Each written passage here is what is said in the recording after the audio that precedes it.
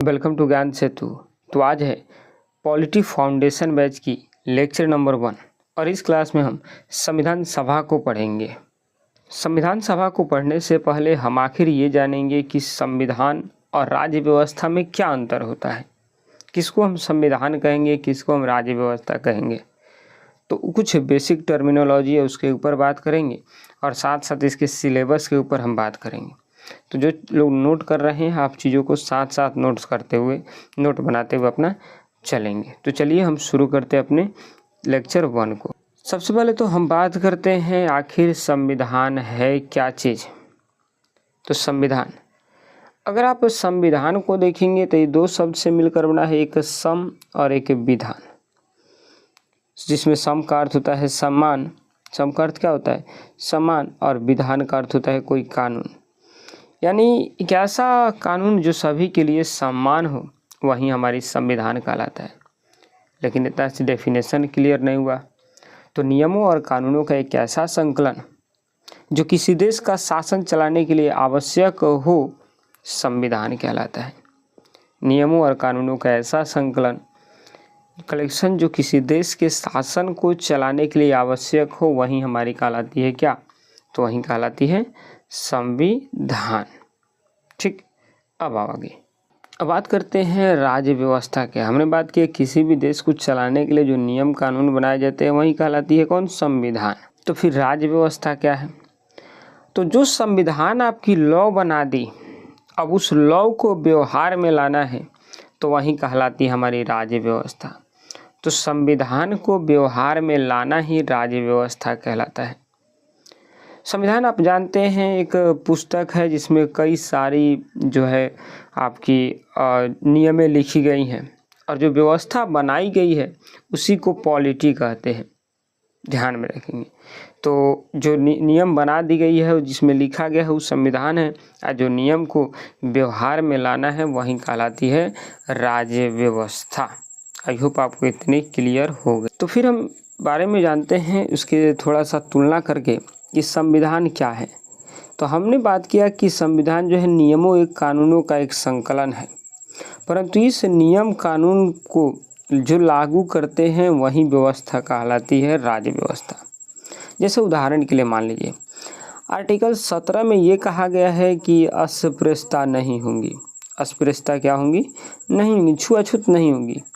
लेकिन छुआछूत नहीं तो लिख दिया गया है, तो फिर इसको लागू कौन करेगा, कौन विधि बनाएगा इसके लिए, तो संसद द्वारा बनाया गया जो कानून होता है उसके आधार पर इसको लागू किया जाता है।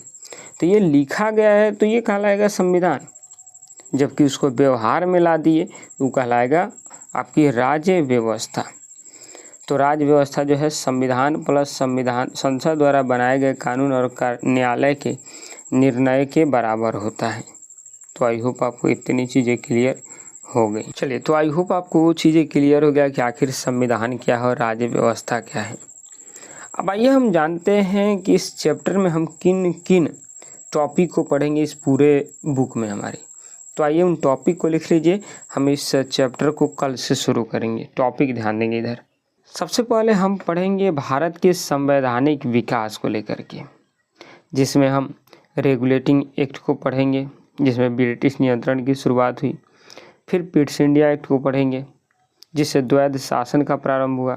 फिर चार्टर अधिनियम पढ़ेंगे 1813 का, 33 का, 53 का। फिर हम भारत शासन अधिनियम 1858 पढ़ेंगे जिसमें क्राउन का सीधे शासन आएगी। फिर भारत परिषद अधिनियम 1861, 92 और 1909 जिसको मार्ले मिंटो सुधार कहा जाता है वो।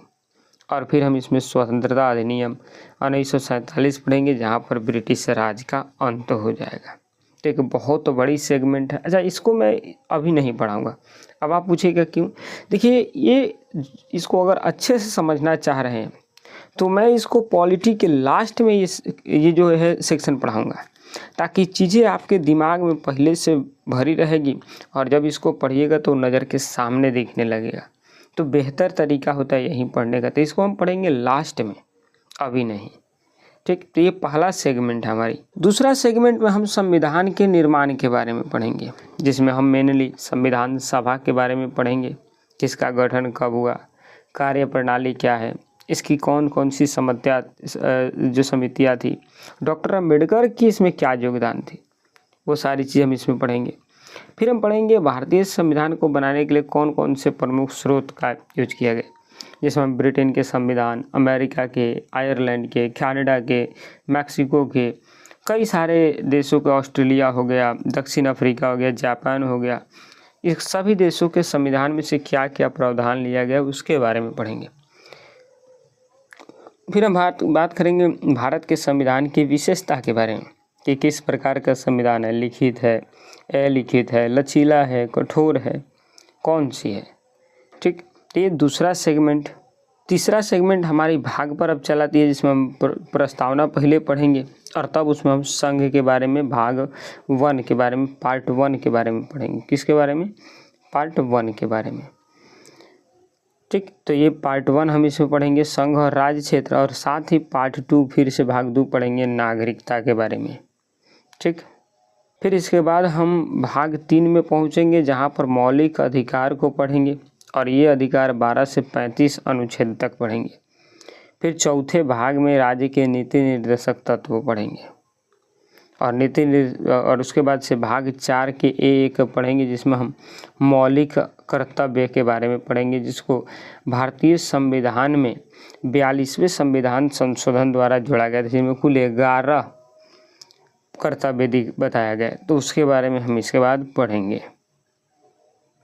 फिर जब उतना हो जाएगा तब हम शुरू करेंगे संघीय कार्यपालिका के बारे में, जिसमें हम राष्ट्रपति के बारे में पढ़ेंगे कि राष्ट्रपति का निर्वाचन कैसे होता है, शक्तियाँ क्या है, कौन अनुच्छेद है, कार्यकाल, महाभियोग, वीटो पावर, अध्यादेश की शक्ति, सारा इसमें पढ़ेंगे।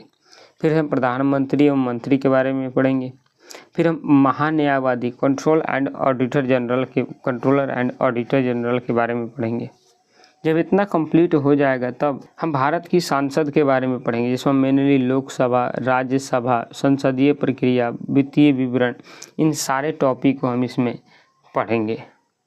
फिर जब संसद खत्म होगा तब हम शुरू करेंगे स्वतंत्र न्यायपालिका के बारे में, जिसमें हम supreme court, high court, district court, सारे कोर्ट को यहाँ पर पढ़ेंगे। तो यहाँ पर हम बात करेंगे सुप्रीम कोर्ट के गठन के बारे में, न्यायाधीशों की नियुक्ति के बारे में, क्षेत्राधिकार और न्यायिक पुनरावलोकन के बारे में। उच्च न्यायालय में भी हम सेम उसी तरह से पढ़ेंगे। फिर हम आएंगे भारत के स्थानीय निकाय के ऊपर, जिसमें हम कार्यपालिका के बारे में, राज्य कार्यपालिका के बारे में पढ़ेंगे, विधानमंडल के बारे में पढ़ेंगे और फिर पंचायती राज के बारे में पढ़ेंगे, जिसमें 73वां संविधान संशोधन द्वारा इसको लाया गया था और पहली बार पंचायती राज राजस्थान के नागौर जिले में दिया गया था। तो ये सारी चीज़ों को हम पढ़ेंगे वहाँ पर। फिर हम इमरजेंसी को पढ़ेंगे, आपातकाल को पढ़ेंगे, हम संविधान संशोधन को पढ़ेंगे, जिसमें आपातकाल हम 352, 356 और 360 को डीप में पढ़ेंगे और फिर 368 अनुच्छेद को पढ़ेंगे, जिसमें संशोधन बताई गई है। फिर यहाँ पर कुछ हमको कमीशन के बारे में पढ़ना पड़ेगा, जिसमें निर्वाचन आयोग है, इलेक्शन कमीशन है, नीति आयोग है, लोक सेवा आयोग, यूपीएससी, इन सब के बारे में हम इसमें पढ़ेंगे। जब ये कंप्लीट हो जाएगा हमारा, तब उसके बाद हम भारत के कुछ चिन्ह के बारे में पढ़कर और ये चैप्टर ख़त्म कर लेंगे। तो आज की वीडियो बनाने का मेन उद्देश्य था कि थोड़ा सा आपको सिलेबस से रूबरू करवाया जाए। जैसे सिलेबस से आप रूबरू हो जाइएगा, कल से हम इस चैप्टर को शुरुआत कर देंगे एकदम बड़ी बेहतरीन लेवल पर। तो किसी भी कॉम्पिटिटिव एग्जाम्स की तैयारी कर रहे हैं तो एक बार इस पूरे लेक्चर को ज़रूर फॉलो करिए, डेफिनेटली आपको यहाँ से बहुत फ़ायदा मिलेगा। तो मिलेंगे कल के क्लास में, तब तक के लिए जय हिंद, जय भारत।